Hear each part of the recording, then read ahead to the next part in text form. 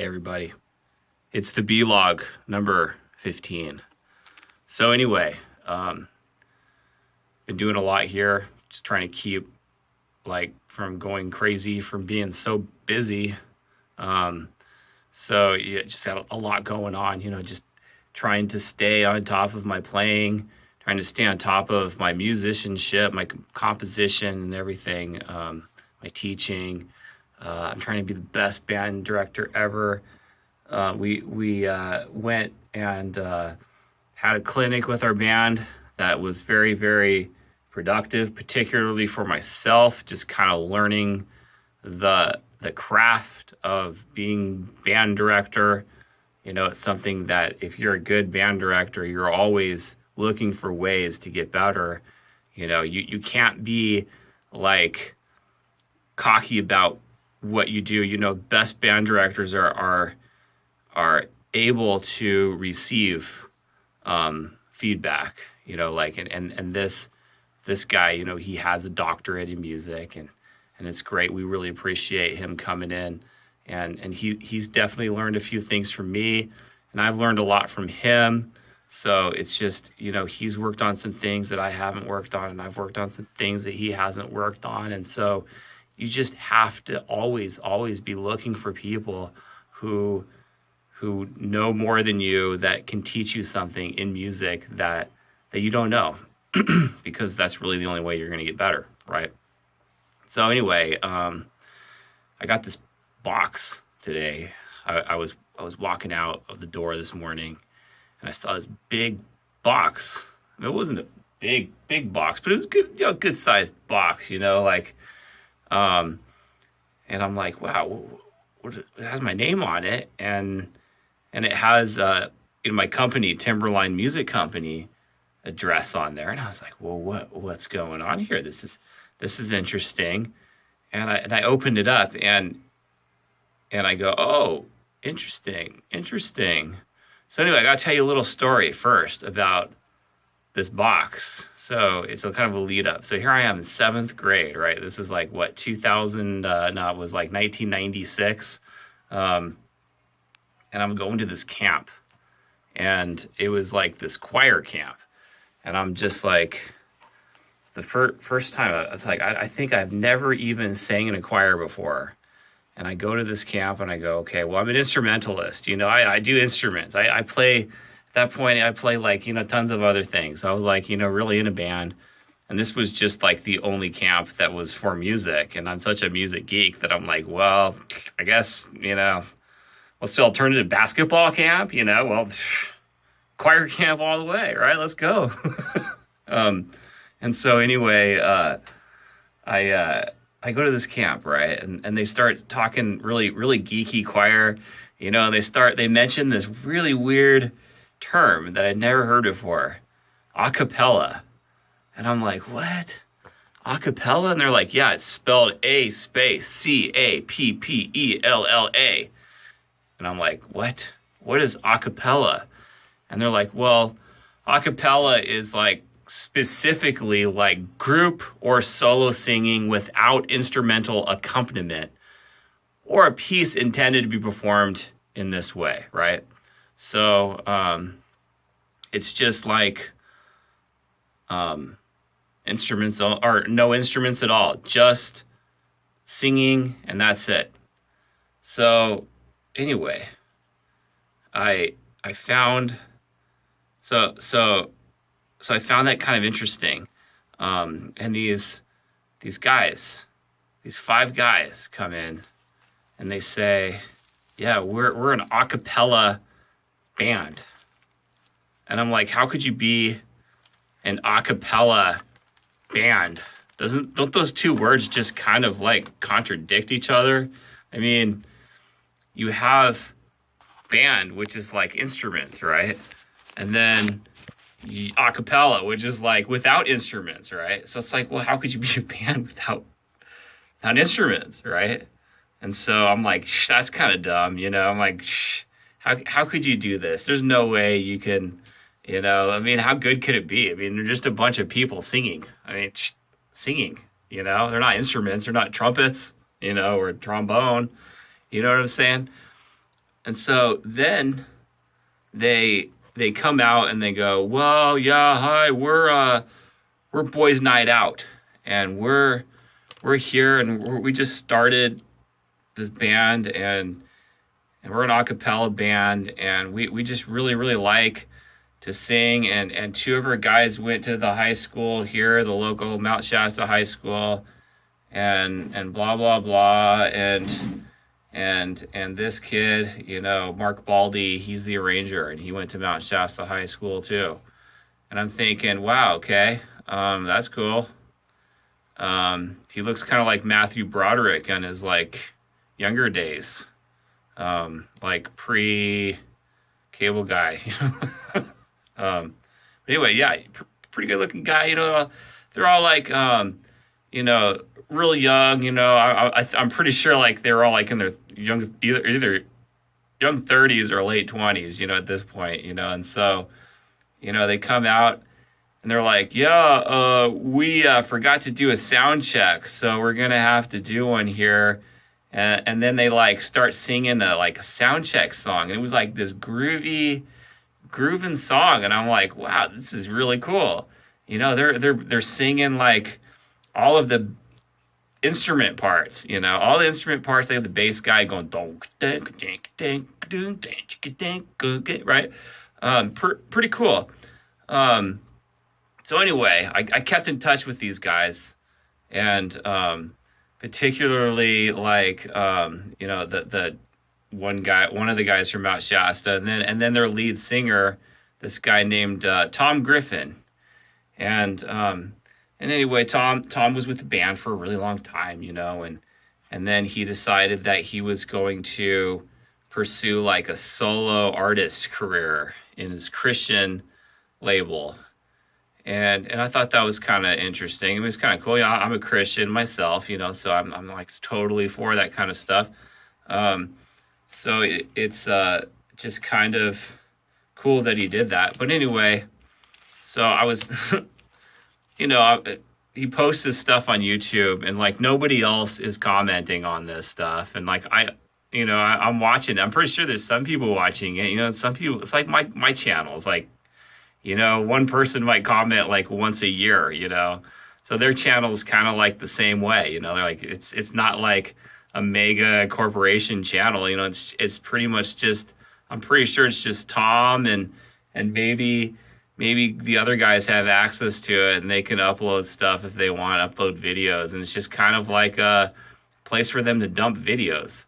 So anyway, I'm sitting there and I'm commenting, and I'm just saying, yeah, it's cool that you guys are doing that. I looked you guys up, and blah blah blah blah blah, and yeah, I used to watch you guys back in when I was in 7th grade and high school and all that stuff, because I went back and I got to know them like in my adult age too, because they were a band for a very long time, for like 15. I think they're even still together now, and so, I mean, without telling you how old I am, I'm like, it was a while. It's been a while. So anyway, so I got to know them, and we talk about music, because we're all like music people, and so what do we love to do? We love to talk about music. We love to fellowship in music.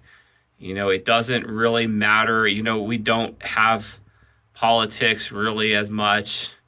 We all get along. Like, I come in the room with a bunch of musicians, and they're like, hey, Bradley, how's it going? Good to see you. Good to see you. Yeah, it's the music guy, hey. And then I go and I say, hey, it's the music people. All the music people are here. And so it's like, hey, music. And we have a good time, and we don't have to talk about anything else. So it's the same kind of deal. Only the difference with Boys Night Out is that they inspired me to then kind of do this like thing that I did on the computer, is multi-tracking, which is kind of a little crazy that I've done so much of it. I've probably recorded over 300 of those multi-tracked songs, which, when you think about it, the amount of material that a band might put out, how many Beatles songs are there? You know, how many did they record? You know, they recorded quite a few, but I mean, 300 multi-tracks, just me by myself. It's pretty impressive, you gotta admit. So anyway, back to this box. So I get this box, and it's from Tom Griffin, the guy from Boys Night Out, right? Lead singer. And I'm thinking, well, all I wanted was like this one CD from him. He see, when he broke away from Boys Night Out, I mean, maybe I have the story all wrong. You know, I'm speaking from like high school fandom, you know, what I know about this band, just because I was interested. 'Cause these guys are my friends, right? You know, it's not that like, you know, I'm like a big fan. You know, I'm not like, you know, like one of those people like, oh my goodness, I gotta go see you, you know, and I'm passing out when I'm fainting because the guy talked to me, right? No, you know, I'm friends with them, so you know, I'll talk to him, and you know, Tom said that he had broken away from the band. You know, they got this other guy, you know, who's a great tenor. You can't knock him, but honestly, Tom, they really were kind of hurting without you. Not that the new guy's bad. You know, new guy's pretty good. Just he's not Tom. You know, just like you can't replace Tom. Tom's like the sound of Boys Night Out, right? Just like what happens if you lose Mark Baldy on the top, right? It's like I remember that once, you know, you guys probably don't remember this, but like 3 years ago, Boys Night Out had asked me to maybe audition to sub for Mark's spot, right? And I was thinking, well, I could do it, but I mean, would you have that same sound? I mean, because he's like the top lead part of the instrumental background, right? So he's kind of like the lead trumpet. So it's like, well, if you replace that lead trumpet, well, you know, although I would do my best Mark Baldy impression to try to give it justice, it would just still not be the same, right? And it's the same kind of without Tom there. But anyway, so I just wanted this one CD that he did right as soon as he broke away. That's all him singing and a cappella, and I just wanted to hear it because I just, you know, I'm a fan of him, and I'm like, well, Tom, if you're gonna do this, if you're gonna break away from my favorite band, man, then you gotta at least give me some product here, you know. You gotta cut a fan a break here, right? But anyway, so Tom, I'm just so kind of, I'm beside myself because, you know, all I wanted was this one CD, and like I just don't know what to say. I mean, you're just way too generous, you know. So first off, all right, the one CD that inspired it all, that started it all, Rochambeau, right? In the original package, right?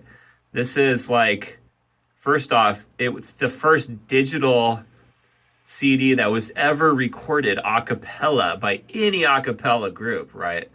So that's significant in itself, right? I mean, this is like the real deal. I'm pretty sure it's like ADAT, you know, like probably mostly analog, but you know what I'm saying? Like it was probably done on some kind of like big digital console. But this is the first album, right? And it's really good. Let's see what else he sent me. Check this out. It's the tape. Nice. So it's like, hey, I can say, hey, I have all of them. I have all of the albums. I even have the tape, right? You know, all fans have all the albums, and I have the CD and the tape. See what else here. He sent, so that's the first one. And I kind of was hoping he'd send it because a funny story, I had a friend who borrowed it while I was in the Navy. I used to have, you know, my fanboy copy that's all signed and everything. And he took it and he didn't give it back. So that's too bad. So anyway, I'm not sure which one was next here. If I look at the date here, it looks like this one's the next one. This is the second album, which is the director's cut, which I'm looking forward to because I have actually never even heard of this album before, because this is one I never got.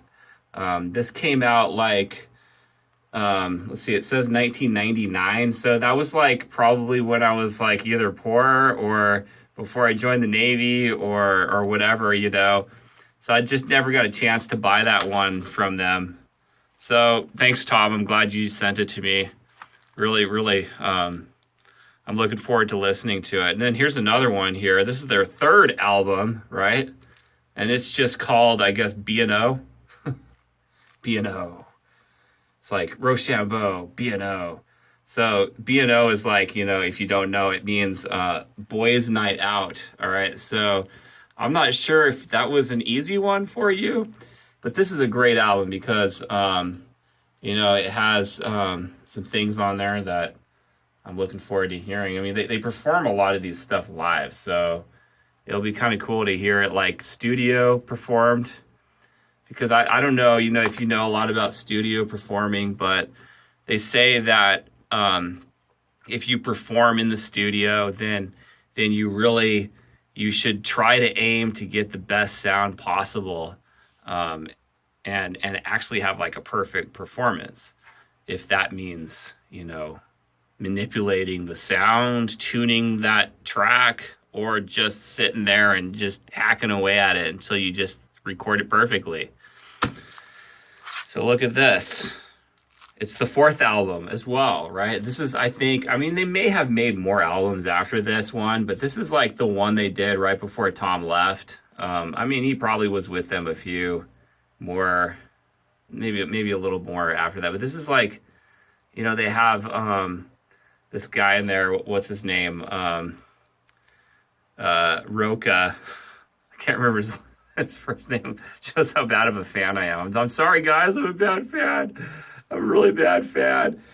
But anyway, he came in and he started doing the vocal percussion, the percussion stuff. He's like this little short guy.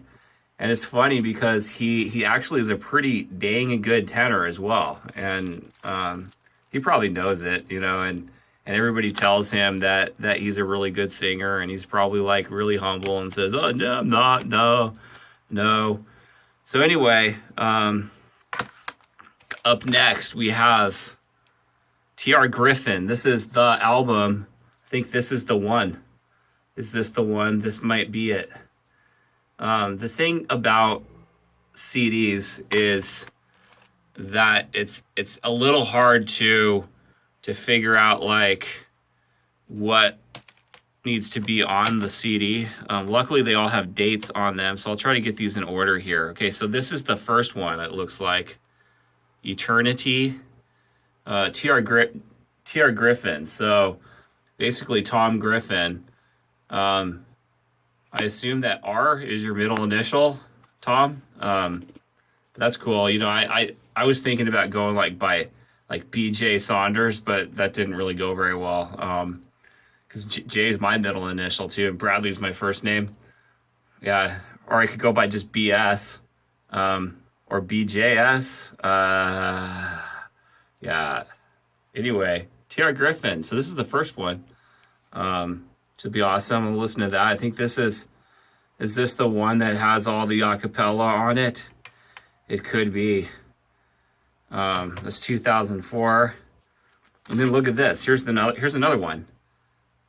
T.R. Griffin, Purpose of Life. Yeah, and it's just crazy. I mean, here's another one, a third one.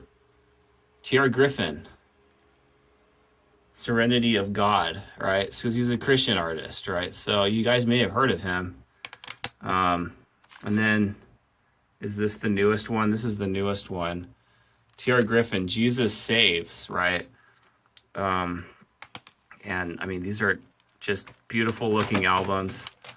You know, the photo, you might argue that it might be a little bit low quality, but you know, look at that. Just look at that. I mean, that looks really awesome.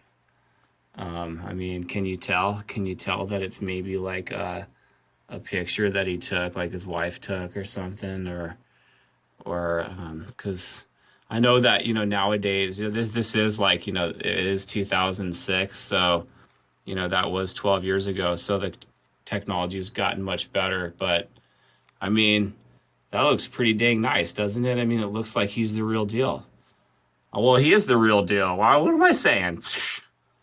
It's just like, when Griffin Records, means that he produced it himself, and he basically paid the money for the album, right? And so, I'm sure that all these albums were probably sitting in a box somewhere, and who knows? I'm sure that he sells like a few hundred a year, but he probably grabbed one out for me and of each one and put them all in a box, and then send them out to me, and I'm really glad that he did, especially this tape. I mean, this is really, really classy, Tom. I mean, it's like I remember I remember you guys were like, when you first got these things, you're like, hey, yeah, we're gonna hand out, a CD and a tape to the girl who we sing to, and we're like, hey, tapes, CD or tape. And this is like the back when like, only rich kids had CD players, right? So it's like, hey, the girl takes the CD, and we're like, oh, she's one of those girls. She's one of those girls. She's got the CD player. I can't believe it. We're stuck with the tape. We're stuck with the Walkman, and she's got a Discman. She's got a Discman, and it was just kind of funny, But now, hey, look, I've got both of them. Both of them. Look at that. Ooh. Don't you wish you were me right now? I bet you did. I bet you did. Bet you did. But anyway, so those of you who want to listen to this stuff, come find me. Tom has agreed to let me play it for you guys, because our bottom line is that you have an experience in music that will last, your lifetime, and whatever we can do to inspire you.